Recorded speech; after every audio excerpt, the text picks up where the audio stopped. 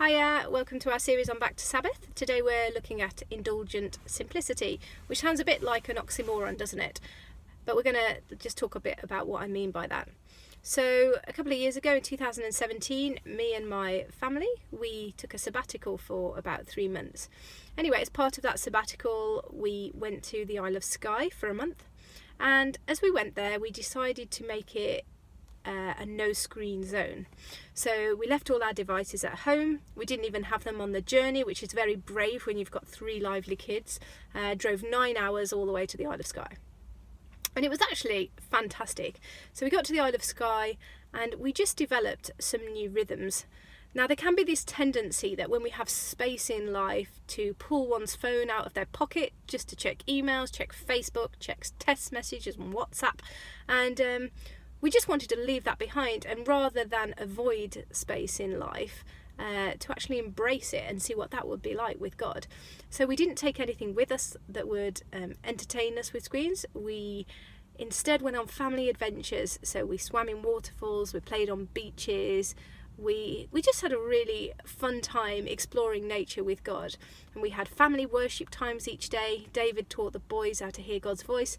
And what was really beautiful was the time that we were away, both of our boys on different occasions decided to give their lives to Jesus. So that was absolutely fantastic. But the fact that we'd just taken a month just to be family with God just gave us space and time to really invest deeper in our relationships with other and with God. So that was what simplicity looked like for us. And the reason it was indulgent was because we actually threw ourselves into it. So we made it about embracing the space. And it was really rich for us all in our relationships with God and in our relationships with each other. And at the end of it, me and David also felt like we were parenting better than we perhaps ever have done in the rest of our lives, when there's normally other stresses coming at us as well. Then in contrast to that, we went away to Mexico. Now Mexico we went to for 2 weeks. It was all-inclusive 2-week holiday. All you can eat, all you can drink, sun, sea, sand, swimming pool. But it really felt like, just indulging the flesh for all it was worth. And it felt like it was stark contrast to our time away in Skye. And I remember feeling like the holiday in Mexico was much more similar to the kind of holidays we would normally take as families.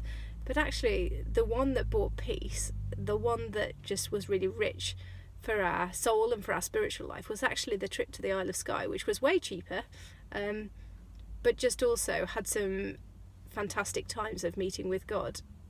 So sometimes in life, it's just great to strip back.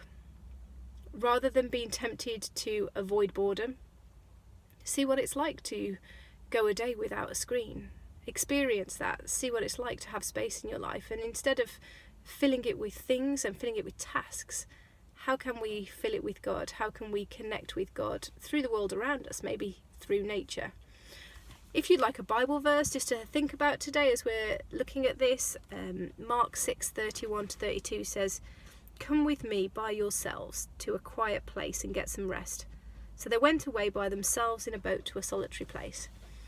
So maybe that's what you might want to do as part of your week this week, is find a solitary place to just go and be, to not be tempted to fill the space, but to just enjoy being.